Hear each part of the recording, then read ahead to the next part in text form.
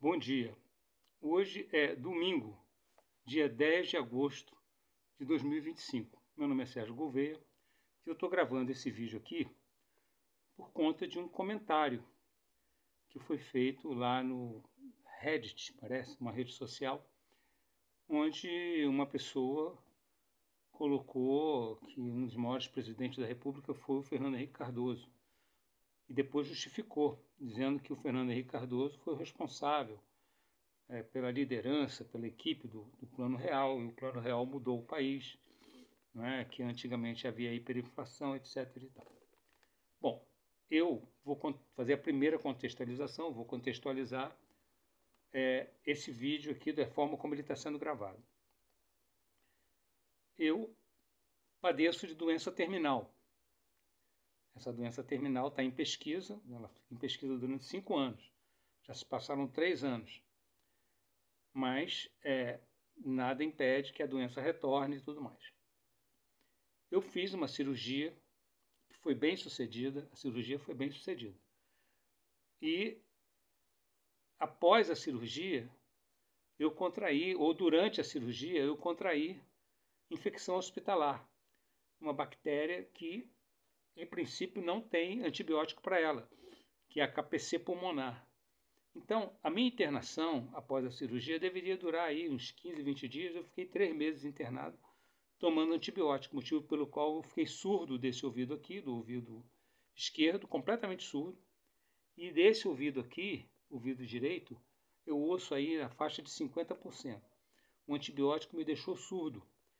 Está em tratamento, mas o tratamento evoluiu um pouquinho, mas não evoluiu mais. O antibiótico afetou, então, partes internas do meu ouvido. Então eu fiquei surdo. É uma sequela. Outra sequela foi a sarcopenia, porque eu tive que ficar submetido a um tipo de alimentação chamada de parenteral. Eu perdi 22 quilos, eu cheguei em casa com 47 quilos apenas. Agora estou recuperando, estou com 65 quilos, eu estou bem diferente do que eu estava. Estou andando normal, dentro de casa, fazendo minhas coisas. Mas eu tinha que viver às custas de um cuidador, uma pessoa que vinha cuidar de mim e cobrava diária para isso, diária alta. Então eu passei por tudo isso e acho que devo contribuir com esse comentário lá do Reddit, sem querer me vitimizar porque eu estou doente, nada disso. Nunca fiz isso. Eu até acho que vou morrer da doença, porque por causa da minha idade, eu tenho 68 anos. Né? Depois de 2 meses não adianta retomar o tratamento para prevenção da metástase, porque o antibiótico consumiu todo esse tempo. Né? Num determinado momento eu tive alta, os médicos chegaram à conclusão que a bactéria havia sido debelada, e depois chegou-se à conclusão de que não, que a bactéria estava ativa, eu tive que ser internado às pressas, fiquei aí mais praticamente uns 20 dias internado agora e obtive alta tomando antibiótico em casa, fiz um ciclo de antibiótico em casa, oral, e voltei lá e realmente parece que agora, com o exame de imagem, a infecção hospitalar acabou. Mas acabou 4 meses depois da cirurgia, quer dizer, depois de 2 meses da cirurgia, não adianta fazer quimioterapia porque vai ser inócuo. Então eu acredito que essa doença vai voltar e eu vá morrer da doença. O que também não é surpresa para ninguém, porque eu não vou ser nem o primeiro nem o último a morrer dessa doença. É um câncer.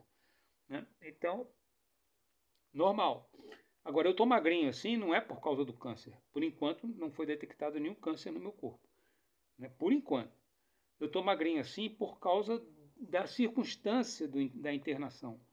Eu emagreci muito, porque a alimentação do hospital não dava conta de suprir as minhas necessidades. Eu fiquei de parenteral, que é uma alimentação intravenosa, e soro para hidratação. Então, a sarcopenia, quer dizer, a perda da massa muscular, o emagrecimento muito agudo, decorreu da inflamação hospitalar, da infecção hospitalar, e não do câncer em si. Dito isso, é a primeira contextualização, vamos então ao vídeo. Bom, para falar do FHC, nós temos que falar do consenso de Bretton Woods, que aconteceu em 1944. Então, em 1944, a Segunda Guerra Mundial ainda não havia acabado, né? E nós vivíamos o período do Estado Novo, que durou de 1937 a 1945. Antes do Estado Novo, houve um período chamado de governo provisório, que de provisório não havia nada, entre 1930 e 1934. Em 1934, o Getúlio Dornelles Vargas, foi eleito pelo voto indireto. O Congresso elegeu o Getúlio Vargas presidente do Brasil quando da promulgação da Constituinte de 1933, que gerou uma Constituição nova para o Brasil, boa, em 1934. Em 1937, o Getúlio dá um golpe nele mesmo, né, revogando a Constituição de 1934 e estabelecendo no país uma Constituição autoritária, que foi a Constituição de 1937, também chamada de polaca. Bom, então eu estou me reportando a Bretton Woods de 1944. Em 1944, os Estados Unidos, aproveitando a fragilidade do mundo por causa do trauma da Segunda Guerra, propôs ser o detentor da moeda de referência para o comércio internacional. Então, houve uma reunião na cidade de Bretton Woods e lá ficou consignado que os Estados Unidos obedeceria a um padrão de lastro em ouro. Então, cada dólar valeria aí aproximadamente 32 gramas de ouro. Isso aí é um valor fixo. E isso durou até 1971, quando então o presidente Nixon teve que revogar essa paridade entre o dólar e o ouro por conta das crises do petróleo, por conta das contingências. Os Estados Unidos não conseguia mais ficar sem ter que emitir dinheiro, sem lastro. Sem lastro em quê? Sem lastro em ouro. Bom, então, o crédito do dólar, a partir de 1971, ficou sendo fiduciário. Então, fiduciário é um valor atribuído a um crédito. Acredita-se que os Estados Unidos seja estável o suficiente para emitir moeda e, mesmo sem o lastro em ouro, ser a referência, ser a referência do comércio internacional. Então, os Estados Unidos, com o dólar, passou a ser referência do comércio internacional e também referência de lastro, né, das reservas internacionais dos países. Isso foi estabelecido em 71 pela via fiduciária e não pela via do lastro em ouro. O lastro em ouro foi abandonado. Muito bem. Isso perdurou até 1989, quando então o consenso de Bretton Woods se esgotou, porque os Estados Unidos passaram a emitir moeda demais e acumular uma dívida muito grande. Estou falando lá de 1989 já. Então, houve um novo consenso chamado de Consenso de Washington.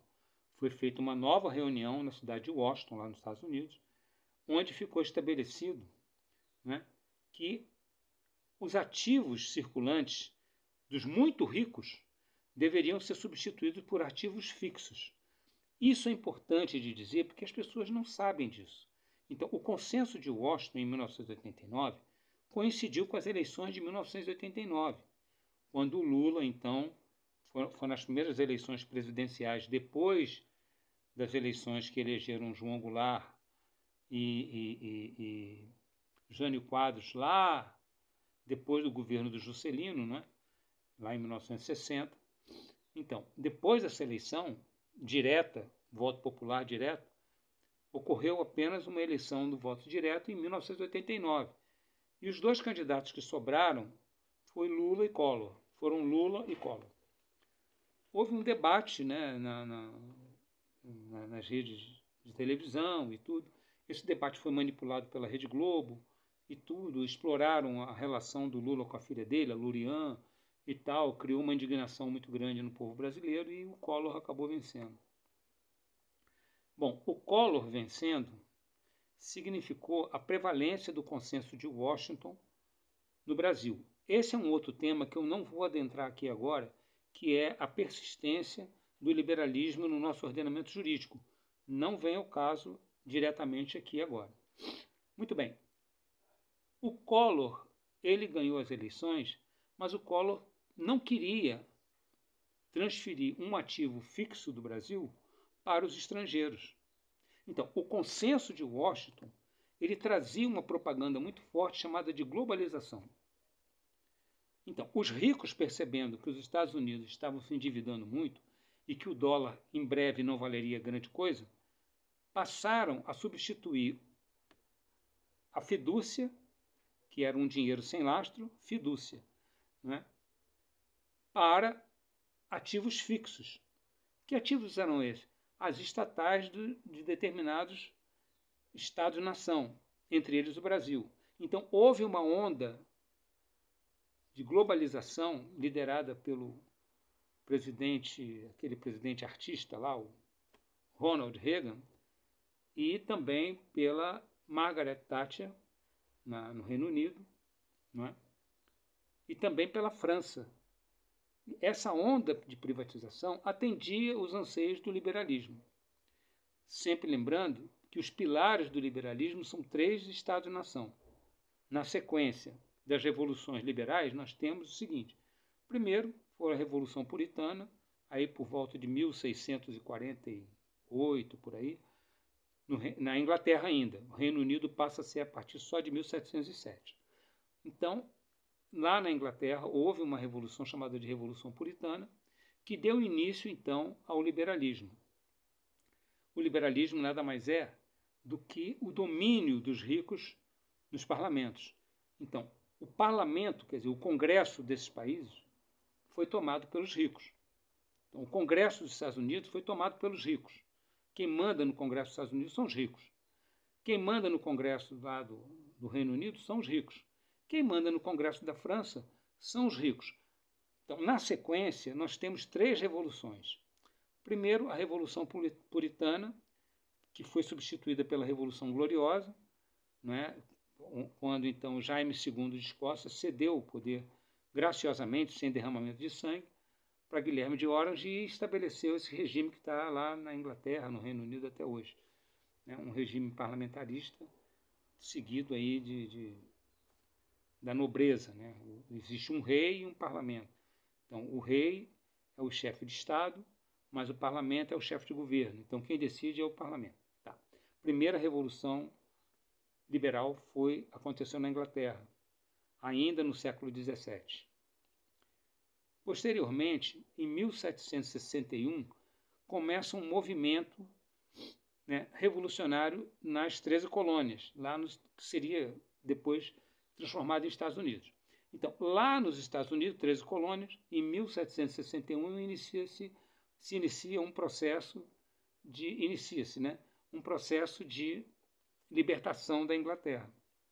Isso vai acontecer no dia 4 de julho de 1776.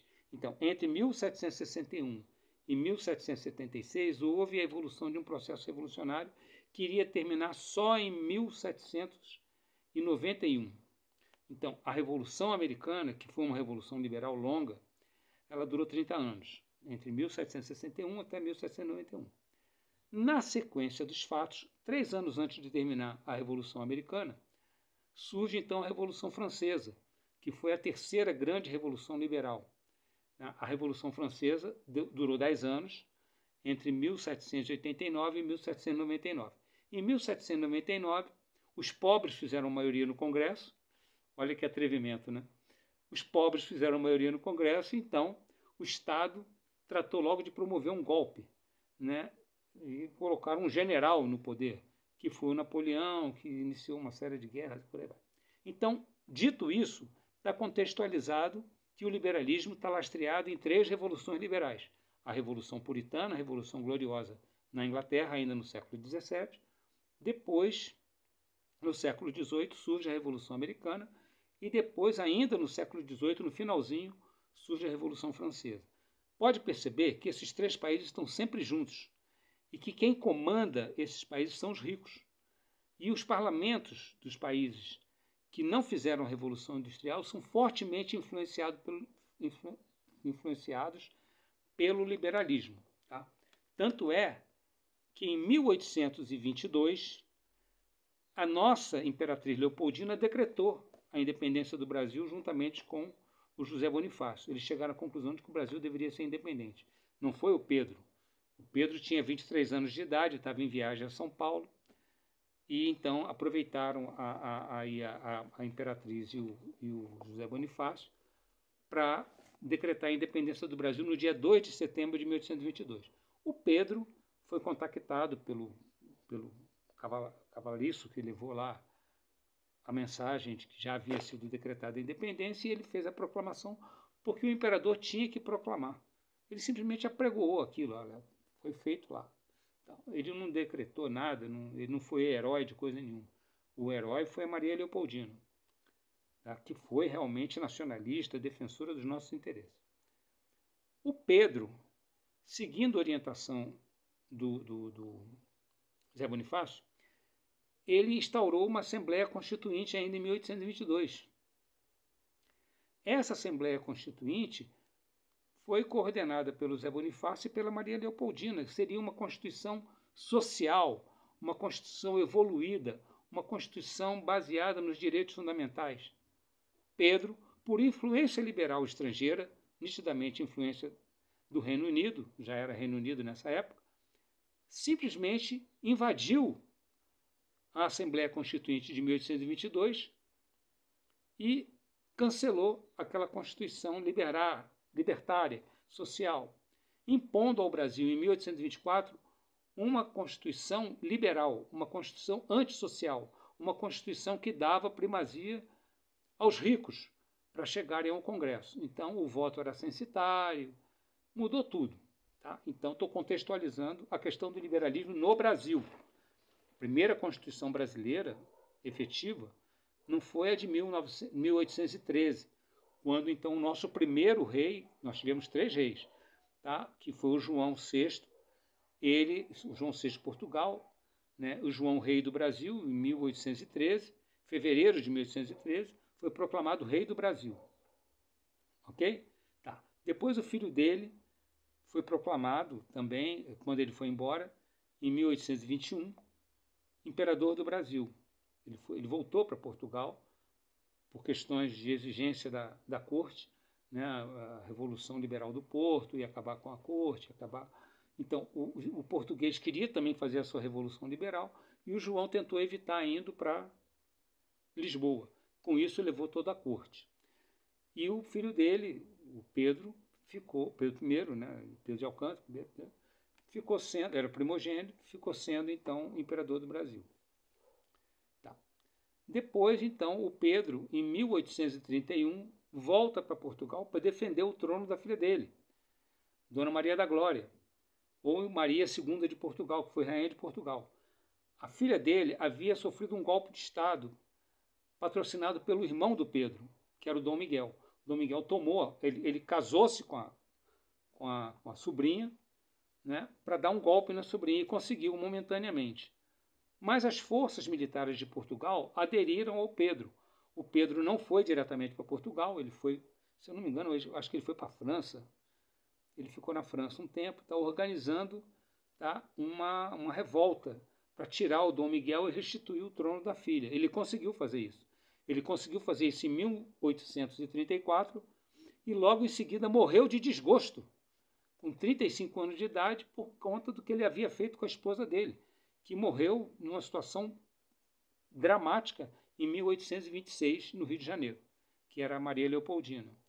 Ele era um sujeito totalmente desajustado e morreu com 35 anos, morreu muito jovem, em 1834. Isso é o Pedro IV de Portugal. Ele era Pedro I no Brasil, foi coroado Pedro IV de Portugal para passar então o trono de volta a quem de direito, que era a filha dele, Dona Maria da Glória, ou então a rainha Maria II de Portugal, que reinou durante muito tempo, muito querida em Portugal até hoje, né? Filha de Maria Leopoldina com Pedro I. Tá, então estamos contextualizando o liberalismo no Brasil. Muito bem. O Brasil nunca teve maioria congressual de vertente popular e nacionalista. Isso tem que ficar claro para a juventude, para todo o povo brasileiro. O Brasil vive na era liberal desde a sua fundação. Primeiro houve uma era mercantil, que foi até o ano de 1808, e depois, então, ele passou a sofrer influência liberal, principalmente, o pessoal fala da Inglaterra, mas já era Reino Unido, do Reino Unido, e isso está assim até hoje. Simplesmente os Estados Unidos pegaram e herdaram essa influência e passaram a influenciar o Brasil mediante ameaça militar, sanções, a gente já sabe como é que funciona isso. Tá. O que aconteceu em 1989? O Collor decidiu privatizar ativos do Brasil. Então vamos ver que ativos eram esses e qual é a origem desses, qual foi a origem desses ativos. Muito bem. Existiu um homem prodígio no Rio Grande do Sul chamado Júlio de Castilhos. O Júlio de Castilhos morreu com 44 anos de forma prematura de câncer na garganta.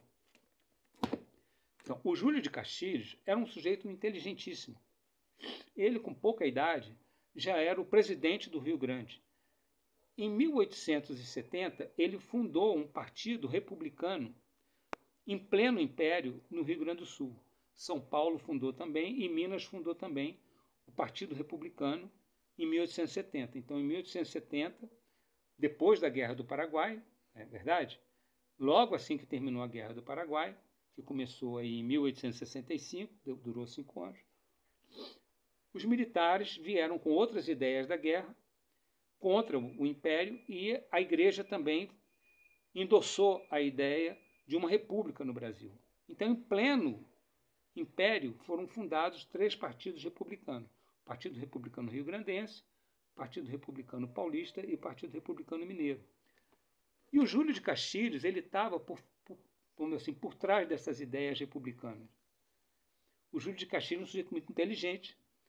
Ele redigiu a Constituição, ele era presidente do Rio Grande do Sul em 1891, depois da proclamação da República, portanto, que aconteceu aí em 1889, a gente sabe como é que aconteceu a proclamação da República. Tá? O Marechal Deodoro chegou no Campo de Santana, na Praça da República, e apenas comunicou ao Visconde de Ouro Preto que ele estava destituído do cargo. Não foi novidade para ninguém, não houve reação, não houve derramamento de sangue, nada. Pedro II foi para a Europa, onde morreu e foi enterrado com honras de Estado, reconhecido. E o Visconde de Ouro Preto também foi deportado. Perdeu, a nobreza perdeu aqueles títulos de barão, visconde, aquilo tudo acabou com a proclamação da República. Foi uma coisa seca, evidentemente que sem participação popular. O Congresso brasileiro já era liberal no Império e continuou sendo liberal na República. Certo? Tá. Então, nada de participação popular, nada de maioria congressual, de maioria de vertente social e nem nacionalista. Nunca houve isso no Brasil. Essa república, ela começa com um golpe de Estado. O Marechal Deodoro tentou dar um golpe no Júlio de Castilhos, porque o Júlio de Castilhos, quando ele redigiu a Constituição do Rio Grande, ele, vamos dizer assim, inspirou a Constituição Brasileira de 1891. Então, a Constituição lá do Pedro I, que começou em 1824, foi a mais longa da história do Brasil. Ela começa em 1824 e vai terminar só em 1891 com uma nova Constituição. E essa nova Constituição era autoritária, porque ela seguia as ideias do Júlio de Castilhos, que nem a Constituição do Rio Grande também. Tá? Sempre lembrando que o Rio Grande, entre 1835 e 1845, não pertenceu ao Brasil. Houve uma coisa lá chamada de Revolução Farroupilha. Tá? O Rio Grande se tornou um estado independente e depois voltou a se integrar ao Brasil. Né? Muito bem. Quando chega em 1891, o Marechal Deodoro dá um golpe de Estado, que durou 20 dias. Ele destituiu do cargo o presidente do Rio Grande, que depois foi reempossado, que era o Júlio de Castilhos, mas acontece que o Marechal Floriano foi e deu um contragolpe no Marechal Deodoro. Retirou o Marechal Deodoro do poder, cumpriu o restante do mandato do Marechal Deodoro e depois se tornou presidente da República no período seguinte. Essa situação da República, chamada de República Velha, durou 41 anos. E o Brasil, então, ele começou a ser influenciado demais pelos estrangeiros no sentido de um liberalismo predatório, né? A população estava carente demais, havia realmente um progresso, mas voltado apenas para os interesses dos ricos, que é o objetivo do liberalismo. Nunca foi escondido isso de ninguém. O liberalismo é o regime dos ricos, para os ricos e pelos ricos.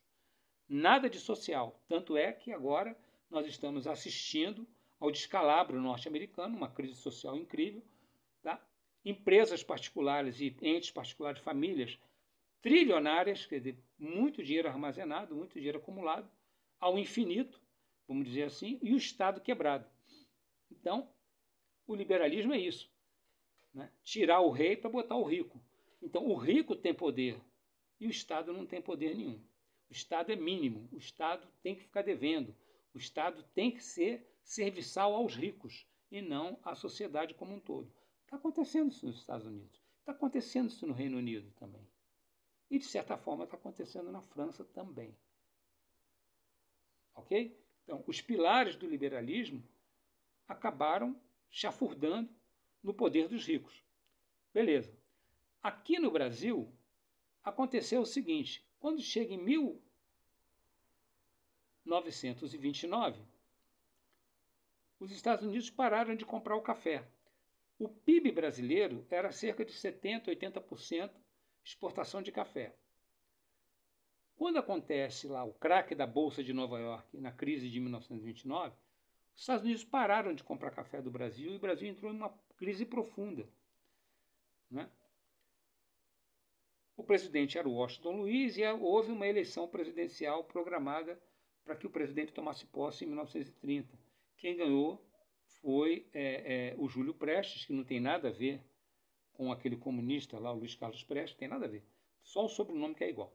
Então, o Júlio Prestes era um liberal muito ligado ao Washington Luiz, era apadrinhado do Washington Luiz, e a eleição de 1930, para a presidência de 1930, contou com uma chapa também liberal.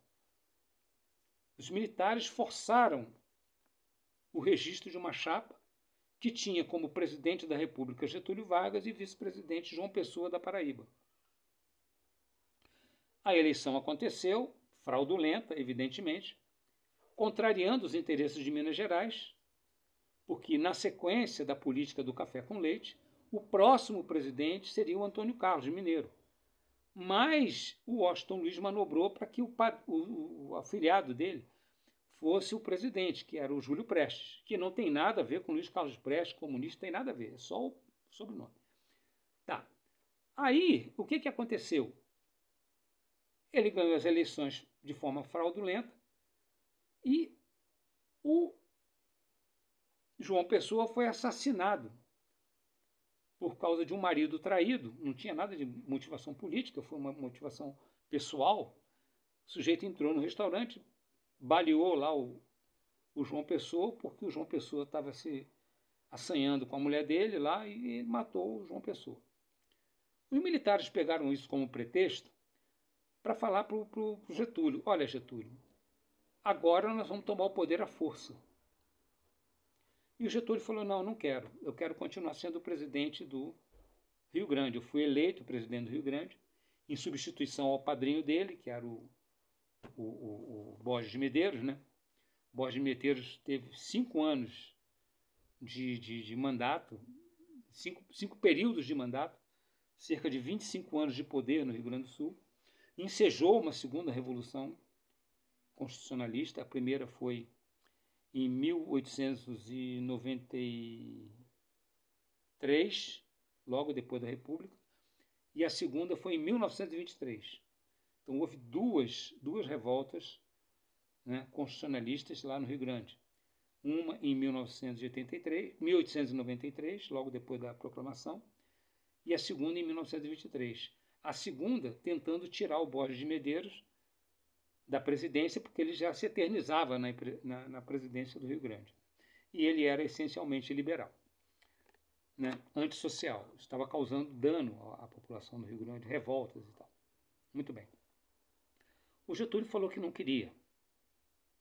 E o militar fez a seguinte proposta para o Getúlio: Getúlio, Ou você aceita ou você aceita. Você não tem opção. Aí o Getúlio falou, bom, diante de um argumento tão forte, eu vou aceitar. E o Getúlio pegou um trem que passou pelo Paraná, sempre lembrando que em 1910 houve uma guerra no Paraná, não é? Por conta dessa estrada de ferro, que era do Percival Farquhar. Só contextualizando legal a história, né? Então, a Guerra do Contestado. Então, o Getúlio pegou esse trem. Quando passou por São Paulo, ele temia que São Paulo, que era liberal, né? Muito liberal, um estado liberal, o estado do Washington Luiz, do Júlio Prestes, se revoltasse contra ele. O que aconteceu é que quando o trem passou por São Paulo, a população aplaudiu o fato do Getúlio estar dando um golpe de Estado. E assim aconteceu. O Getúlio teve essa reunião com os 3 militares, né? Naquela época não havia força aérea, então os militares eram 2 generais e um almirante, né? Bom, o Getúlio se torna então presidente ditador do Brasil em 1930, através de um golpe. Isso aqui é o Dengo. O Dengo está aqui avacalhando o vídeo, né, Dengo? Mas ele está direitinho aqui. Então, o Getúlio se torna presidente do Brasil mediante um golpe e fica assim até 1932, quando então São Paulo decreta guerra ao Brasil. O São Paulo sozinho decretou guerra ao Estado brasileiro. Por quê? Porque em 1931 o Getúlio fez a auditoria da dívida e cancelou diversos contratos fraudulentos que havia em São Paulo. Então, muita coisa que estava errada, consenso de Taubaté, depois você vai verificar o que eu estou falando aqui. O Getúlio fez a auditoria da dívida pública, conseguiu começar a juntar dinheiro para o Brasil, começou a tomar medidas sociais, mesmo sendo liberal. Ele começou a tomar medidas pró-social.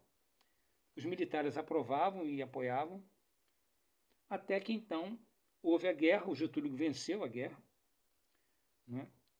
E o trauma da guerra fez com que o Getúlio concordasse em conclamar uma Assembleia Constituinte para o Brasil.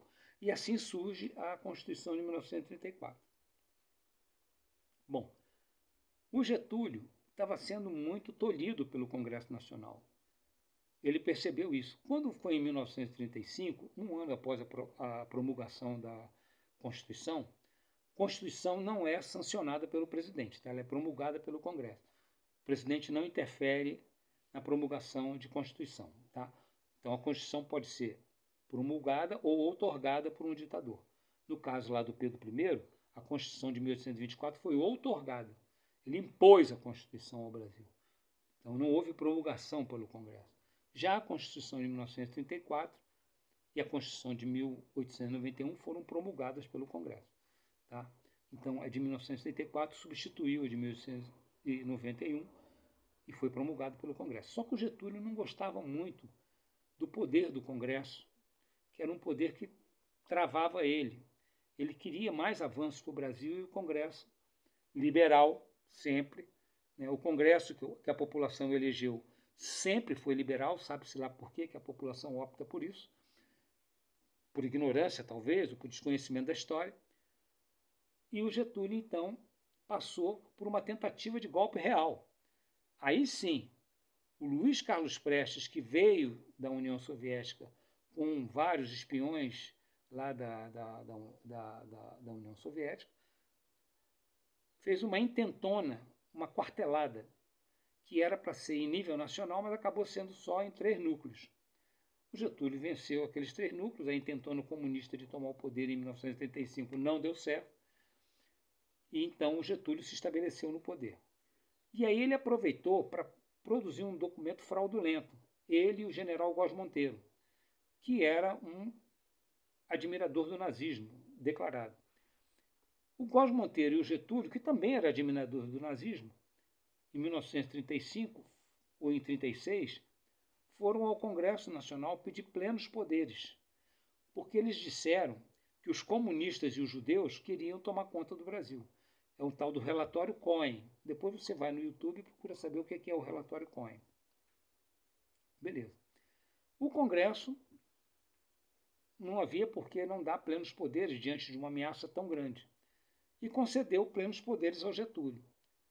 Adivinha o que o Getúlio fez com os plenos poderes? Foi lá e dissolveu o Congresso. Ele dissolveu o Congresso e, quando chega no final de 1937, ele dá um golpe nele mesmo. Ele era o presidente, golpeou ele mesmo para ser o ditador absoluto sem Congresso Nacional. Então, aí é que entra o porquê desse vídeo. Entre 1937 e 1945, o Brasil passou por avanços incríveis, sociais, industriais, né? Por quê? Qual é a ideia do Júlio de Castilhos? A ideia do Júlio de Castilhos é a seguinte: país que não fez a Revolução Industrial tem que ter a produção estratégica nas mãos do Estado. Não é uma questão ideológica. O liberalismo diz o seguinte, que as estatais é coisa de comunista. Ah, estatal é coisa de comunista. Não é não. Estatal é uma questão matemática. Se o país não é competitivo do ponto de vista tecnológico, a produção estratégica tem que ficar na mão do Estado para gerar renda para a população. Então, o Getúlio conseguiu um patrimônio colossal. Ele conseguiu expulsar o Percival Farquhar da Itabira Iron, lá em Minas, dando início a uma coisa chamada Companhia Vale do Rio Doce, que se tornou a maior mineradora do mundo. Por trás da Companhia Vale do Rio Doce havia a maior linha férrea do Brasil. Por trás da Companhia Vale do Rio Doce havia uma outra estatal chamada Lloyd Bras, que era a maior companhia de transporte de minério de ferro do mundo.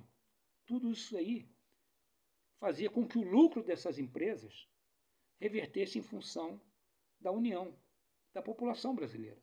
Então, a população brasileira tinha uma garantia, que era um ativo fixo, uma empresa produtiva nas mãos do Estado, numa área estratégica.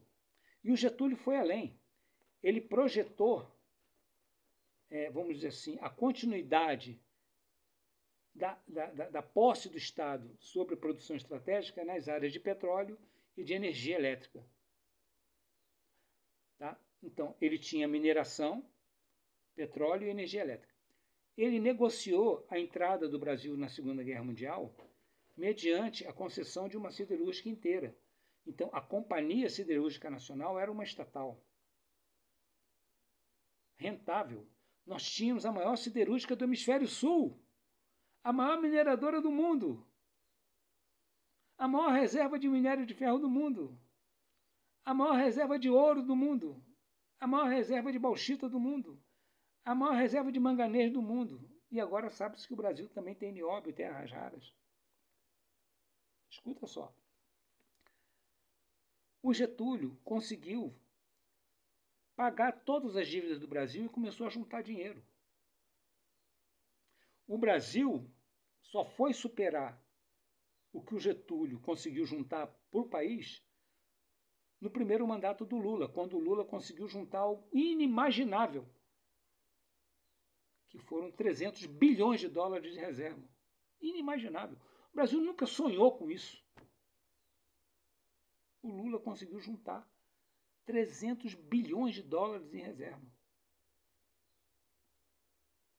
O FHC deixou o Brasil com 14 bilhões de dólares. Mesmo assim, esses 14 bilhões de dólares não eram do Brasil, era um empréstimo do FMI. Escuta só.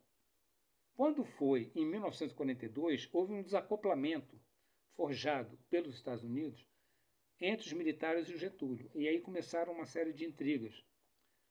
O Getúlio não tinha como se manter no poder diante do fascismo e diante do nazismo, né? Porque o governo dele era autoritário e o mundo clamava por liberdade, democracia.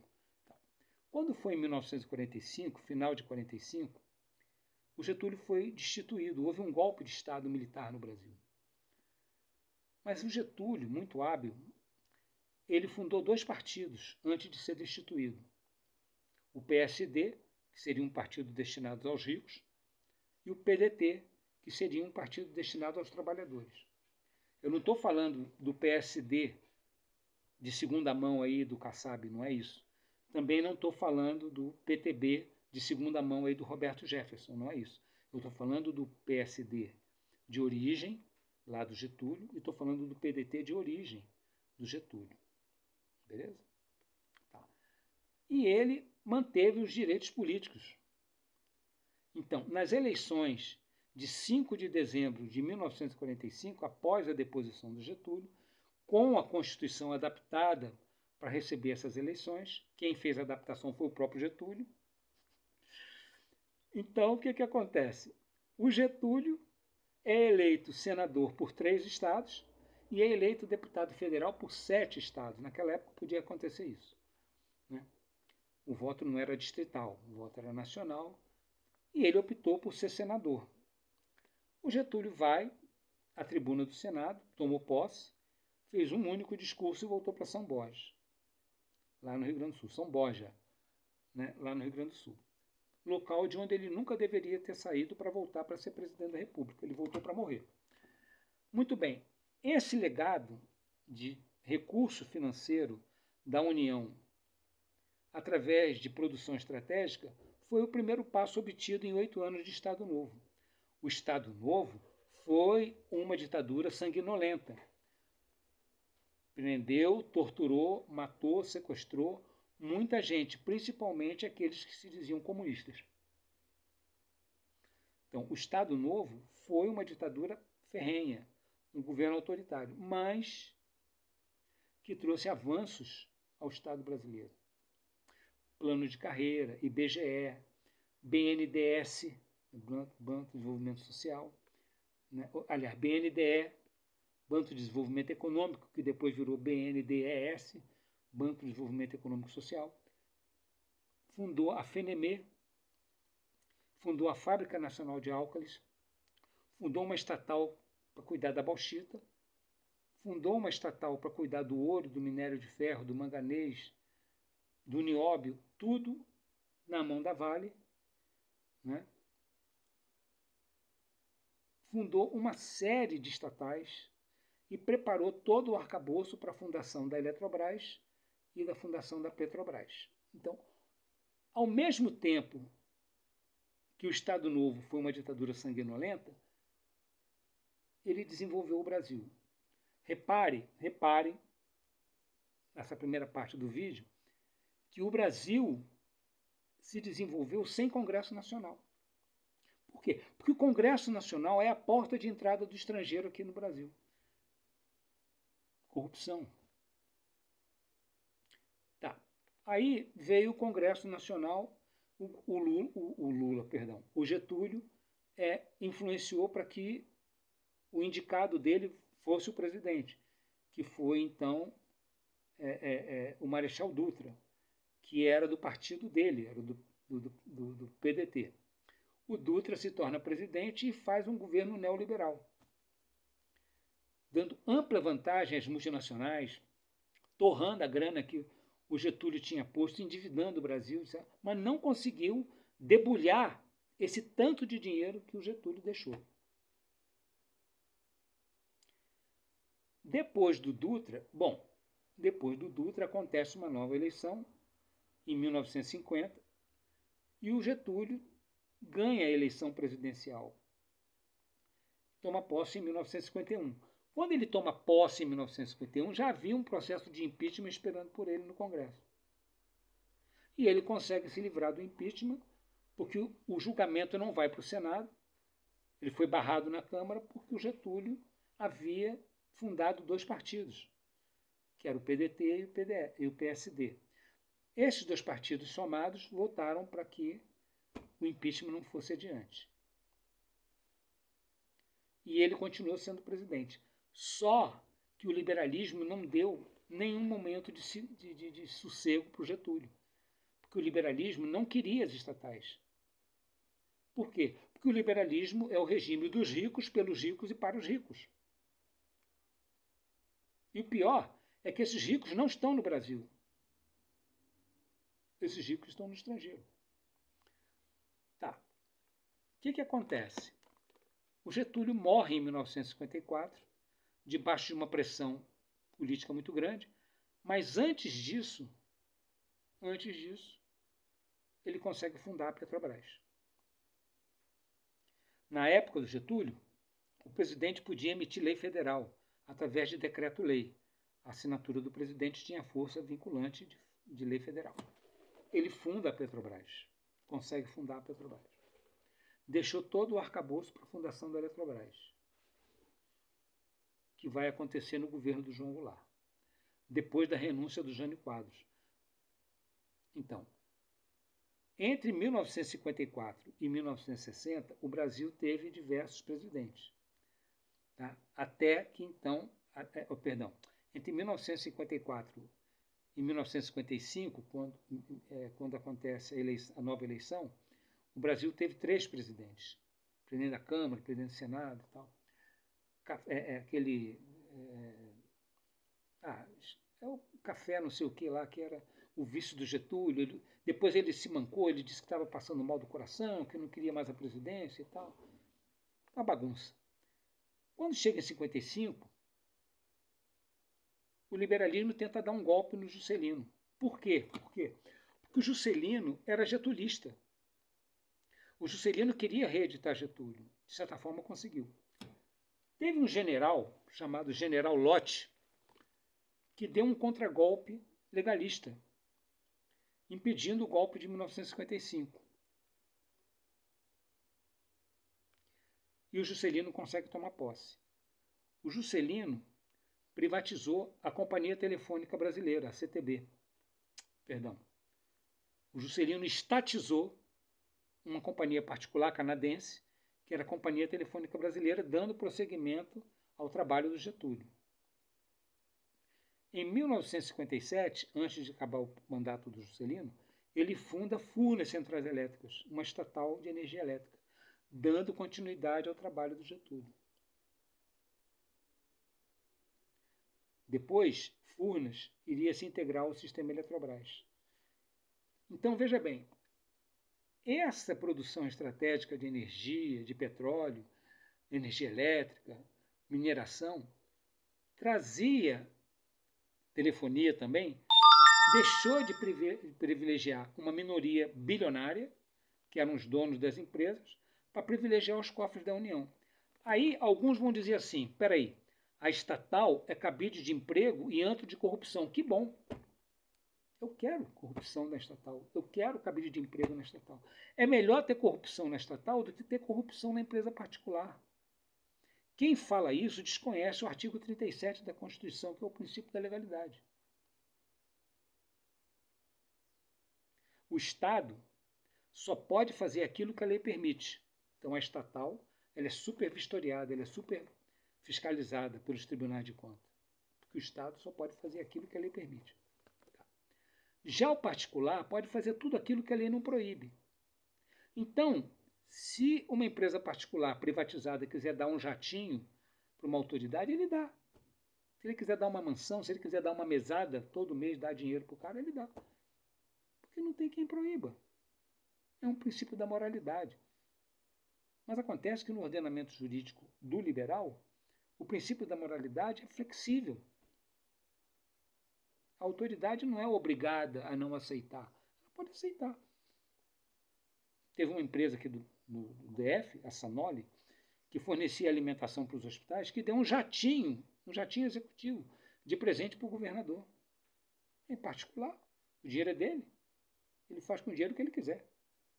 Então, existe uma diferença da conduta da empresa particular, que privilegia uma minoria pequenininha, que está lá no estrangeiro, e a diferença da empresa estatal, que mesmo sendo cabide de emprego, antro de corrupção, é nossa. Então, isso aconteceu no governo do Juscelino. Estatização da CTB, que era uma empresa canadense, e a fundação de Furnas. Aí, depois do Juscelino, toma posse o Jânio Quadros, que renunciou e tudo, mas o Tancredo Neves, liberal, mineiro, liberal, correu no Congresso para evitar os plenos poderes do Jânio Quadros, do João Goulart. O João Goulart era o vice-presidente do Jânio Quadros. Naquela época, a eleição de vice-presidente era diferente da eleição de presidente. A pessoa votava para presidente e votava para vice-presidente separado. Então, o João Goulart ganhou a vice-presidência. E o Jânio Quadros renunciou quando o João Goulart estava em visita à China, comunista. Ele não voltou diretamente para o Brasil. Ele só voltou para o Brasil para tomar posse na presidência, mas de forma atenuada, porque o Congresso votou às pressas o parlamentarismo. Então havia o primeiro-ministro e o presidente era figura decorativa. Quando foi em 1963, o parlamentarismo cai no Brasil. E o João Goulart toma posse com plenos poderes. Evidentemente que o João Goulart queria dar continuidade ao trabalho do Getúlio. Fundou a Eletrobras. Colocou todo aquele plano que o Getúlio tinha colocado na mesa em marcha. Com isso, a produção energética estratégica passava toda para a União, para você, para mim, para a Seguridade Social, para a segurança pública, para a educação. Para o liberal, isso é uma bofetada na cara. Nós estamos falando de 1963. Quando foi em 1964, no dia 13 de março, dia do meu aniversário, dia que eu fiz 7 anos de idade, o João Goulart vai até a Central do Brasil e faz um mega discurso. Naquela época, a Constituição permitia que o presidente assinasse decreto com força de lei federal. Adivinha o que o João Goulart fez? O João Goulart disciplinou a remessa de lucros das multinacionais para o estrangeiro, ele limitou a farra dos juros altos no Brasil, ele decretou que as áreas de estradas federais que não se prestavam a nada, improdutivas, servissem para a reforma agrária, acabando então com a miséria na periferia das cidades e tal, incentivando a agricultura familiar e, entre outras medidas industrializantes sociais para o Brasil. 15 dias depois, o Congresso Liberal, sob influência dos Estados Unidos, depois o presidente João Goulart, estando o presidente João Goulart no Brasil, e, de forma fraudulenta, o Auro de Moura Andrade decretou que o Brasil estava acéfalo, que a presidência havia sido abandonada. Mentira. O Jango estava lá no Rio Grande do Sul, mas estava no território nacional, era o presidente. O presidente, o governador do Rio Grande do Sul, que era o Leonel Brizola, iniciou uma movimentação legalista para repor o poder do presidente. Mas o exército lá do local e o próprio João Goulart dissuadiram o Brizola de continuar com essa aventura. O Jango foi para o Uruguai, teve uma morte suspeita e também depois, posteriormente, o Brizola teve que se exilar do Brasil porque houve um golpe de Estado em 64. Na noite da virada de 31 de março de 64 para 1º de abril. Né?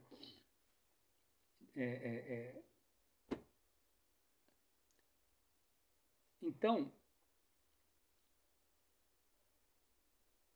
o Brasil passou por um período de legalização. Ainda em 64, houve a promessa de eleição direta para presidente em 65. Em 64, o Marechal Humberto de Alencar Castelo Branco foi eleito de forma indireta pelo Congresso Nacional presidente do Brasil. O Congresso estava ativo e elegeu o Castelo Branco presidente do Brasil. E o Castelo Branco só se elegeu com 97% dos votos no Congresso porque ele prometeu que em 65 haveria eleição direta. Mas acontece que 3 generais castilhistas, devotos de Júlio de Castilho e de Getúlio Vargas, 3 generais gaúchos, getulistas, castilistas, porque queriam dar continuidade ao trabalho do Getúlio, privilegiando o social, debaixo de uma ditadura ferrenha, sanguinolenta, que perseguiu principalmente o quê? Os comunistas. Pois é. Esses generais, Costa e Silva, Médici e Geisel, estavam no gabinete do Getúlio Vargas quando ele foi deposto em 1945. Eles eram jovens. E eles estavam lá para apoiar o Getúlio. Moral da história.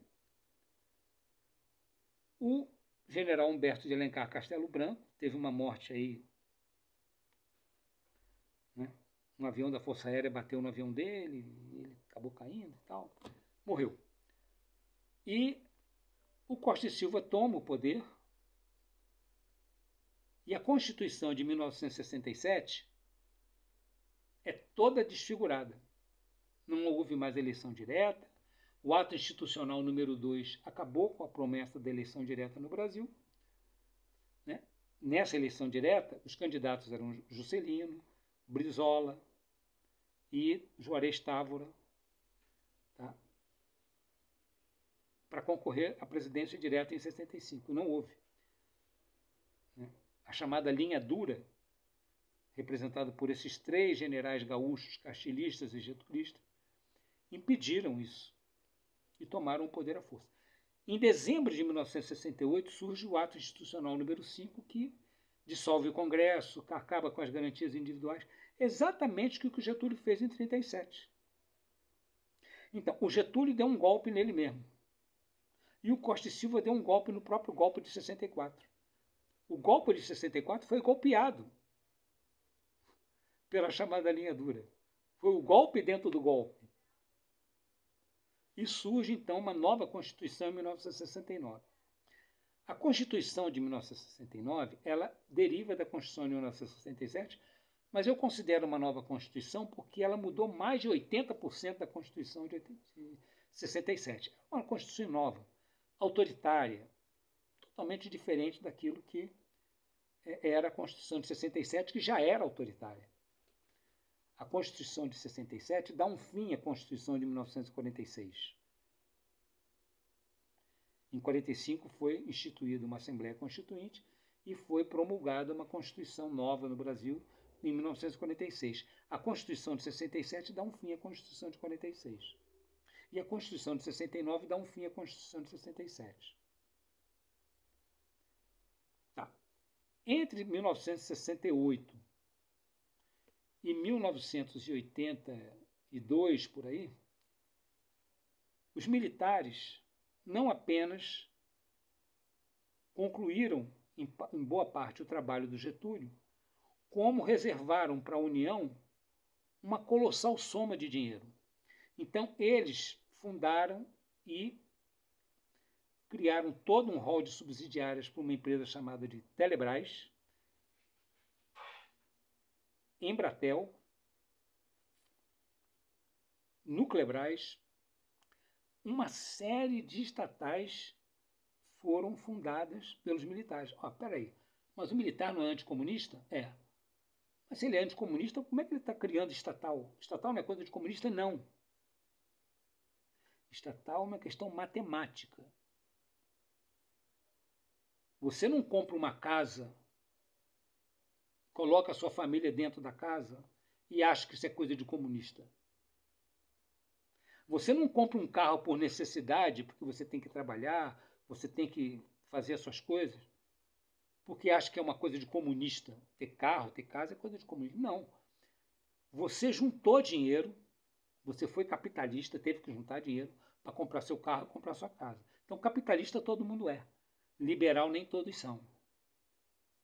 Então, nós vivemos a era liberal. Mas o liberalismo distorce isso colocando a palavra capitalismo. Ora, bom, capitalismo eu sou, você é, todo mundo é. O comunista mais comunista do mundo é capitalista. Por quê? Porque ele tem que juntar dinheiro para comprar as coisas dele. E ele quer ter as coisas dele. Simples assim. Então, nós tínhamos, até 1982, por aí, constituído um patrimônio colossal nós tínhamos a maior empresa de mineração, a maior empresa de cabotagem, nós tínhamos a maior siderúrgica do Hemisfério Sul, tínhamos mais duas siderúrgicas, a Cesita e a Uzi Minas. Nós tínhamos várias siderúrgicas, nós tínhamos a autonomia sobre o aço brasileiro. Nós exportávamos não apenas minério, nós exportávamos produto industrializado, aço. O Brasil era o maior exportador. O Brasil chegou a ser o maior fabricante de carros blindados militares do mundo. O Brasil chegou a ser o segundo maior estaleiro do mundo, fabricação de navios estatal. O Brasil produzia motores para avião, o Brasil produzia caminhões, Fenemé. O Brasil gerou uma série de subsidiárias de gás, de outros serviços da Petrobras. Tudo isso, no final do dia, criava uma soma colossal de recursos que ia para você, para mim, para a União. E isso impedia que os impostos subissem. Porque a produção estratégica estava na mão do Estado. Porque o Brasil não fez a Revolução Industrial. O Brasil não é um país competitivo. Então, infraestrutura de esgoto, militares. Infraestrutura de água potável, militares. Infraestrutura de subsidiárias de energia elétrica, militares. Infraestrutura de bancos de fomento, emprestando dinheiro para investimento de longo prazo a juros baixíssimos. Cada estado tinha o seu banco de fomento. Banorte, Basa, Banespa, Banerj, né? Banrisul. Tudo isso é militares. Progresso. Debaixo de uma ditadura ferrenha, sanguinolenta, que sequestrava, prendia, torturava e matava, principalmente comunistas. Pois bem, arroxo salarial também. Pois bem, esse patrimônio ficou nas nossas mãos até 1989. Então foram 7 anos, ou pelo menos 2 anos, porque o regime militar termina em 85. Né? 4 anos depois surge o consenso de Washington com a eleição do Collor. E o Collor vem e diz o seguinte, que tinha que abrir o mercado brasileiro para o estrangeiro, porque os nossos carros fabricados no Brasil eram carroças. Então houve aquele movimento de globalização. Só que o Collor cometeu um pecado capital. Ele não queria privatizar a Vale. Ele não queria privatizar a Vale, cara. E aí o Itamar teve que tirar o Collor. Ele não chegou a ser concluído o processo de impeachment do Collor. No dia da votação que ia tirar ele do cargo, ele renunciou. Então, o processo de impeachment do Collor, baseado na Lei 1079/1950, que foi feita sob medida por Getúlio, lá em 1950, né, não chegou a ser concluído porque ele renuncia antes. Perdeu os direitos políticos, renunciou. Tá. E o Itamar é obrigado a colocar um sujeito que não era economista como ministro da Economia, porque ele aceitou fazer o serviço sujo e o Collor não aceitou. E aí, o plano real, ele foi uma concessão do liberalismo. Quer dizer, como um passe de mágica, do dia para a noite a inflação do Brasil saiu de não sei quantos mil% para 0%, porque o liberalismo quis.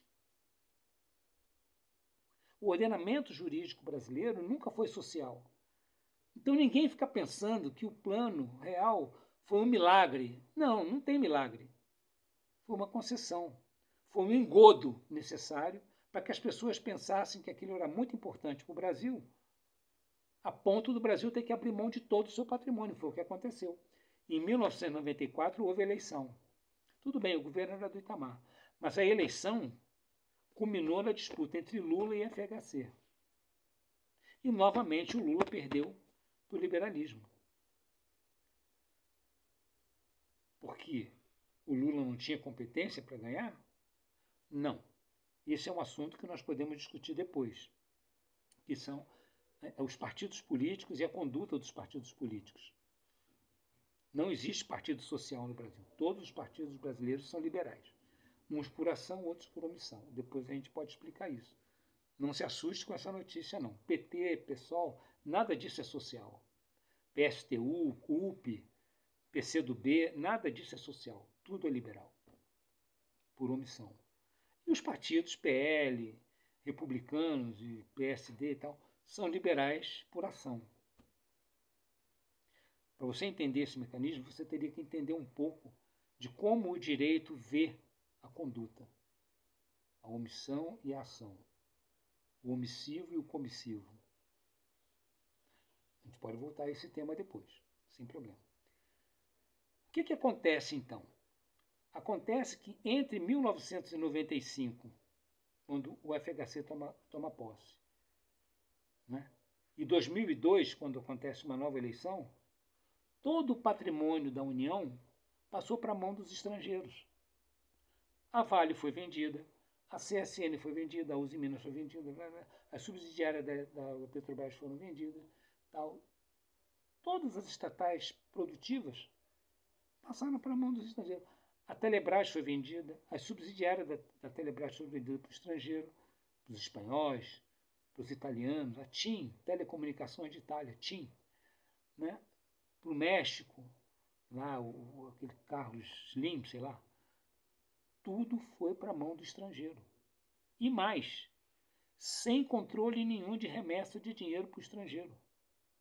O Brasil, ele fica só com os impostos. Ora, você pegou todo o seu patrimônio, vendeu, pegou sua família e foi ficar debaixo da chuva no meio da rua. O Brasil hoje vive de arrecadação, tem que aumentar imposto toda hora. Como é que o FHC é um bom presidente? Tem um livro chamado de Privataria Tucana. Ricardo Sérgio disse ao telefone: nós estamos atuando no limite da irresponsabilidade. A privataria tucana fez do Brasil o que ele é hoje. Cadê o PSDB? Não tem importância mais nenhuma. Cumpriu o papel dele. Por que o PT não fez uma campanha de voto de legenda ao Senado impedindo todas essas privatizações? Por quê? Já parou para pensar nisso? 27 senadores sociais impediriam tudo isso. E lá o voto é um voto de legenda. Por quê? Então, feita essa contextualização histórica, nós temos o seguinte: o Brasil só se desenvolveu de verdade quando não havia Congresso Nacional. O Brasil só se desenvolveu de verdade, infelizmente, eu não sou favorável a isso, debaixo de ditadura. Por quê? Porque quem vota para o Congresso é a população. Mas a população pensa que vota em candidato, quando, na verdade, o mandato não é do candidato, o mandato é do partido. A população não sabe disso porque não vai até o Código Eleitoral, pelo menos tentar entender o que está escrito lá. A população pensa que PT, PSOL, PSTU, UP, PCdoB, PCO são partidos sociais. Não são. São partidos de vanguarda, sem proposta política. Por que sem proposta política? Porque para fazer uma revolução socialista no Brasil, o grupo que vai fazer a revolução tem que declarar guerra às Forças Armadas. Será que alguém que vai declarar guerra ao Exército, à Marinha e à Aeronáutica, às Forças Auxiliares, à Guarda Municipal e o Corpo de Bombeiro vai ganhar a guerra? Não. Então, essa proposta política ela não existe. A proposta política do esquerdismo não existe. E eu não sou liberal. E não sou esquerdista. Eu sou brasileiro. Então, quando eu falo de voto legislativo, eu tento chamar a atenção do jovem, principalmente, para essas contextualizações históricas, para ele parar de ficar pensando que o FHC foi um bom presidente. Bom presidente para o judeu, bom presidente para o inglês, bom presidente para o mexicano, bom presidente para o espanhol, bom presidente para o italiano. Nós ficamos apenas com o dinheiro dos impostos. E o agronegócio não deixa a riqueza no Brasil. Ele participa do PIB, tudo bem, o PIB fica lá em cima, o Brasil é uma grande economia. Economia para quem? Para uma minoria estrangeira. Qual é o maior produtor de semente do Brasil? É o estrangeiro. Sansuí, Cargill.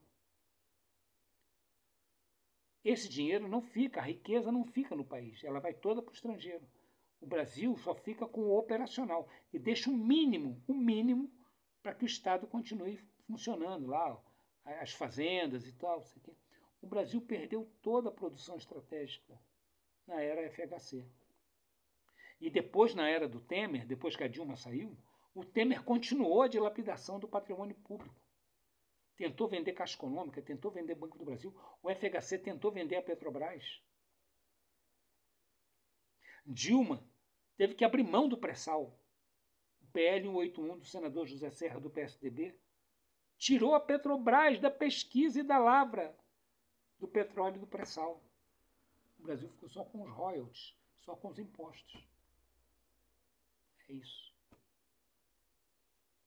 Saúde e paz a todos. Eu acho que valeu a pena ter feito o vídeo. Valeu.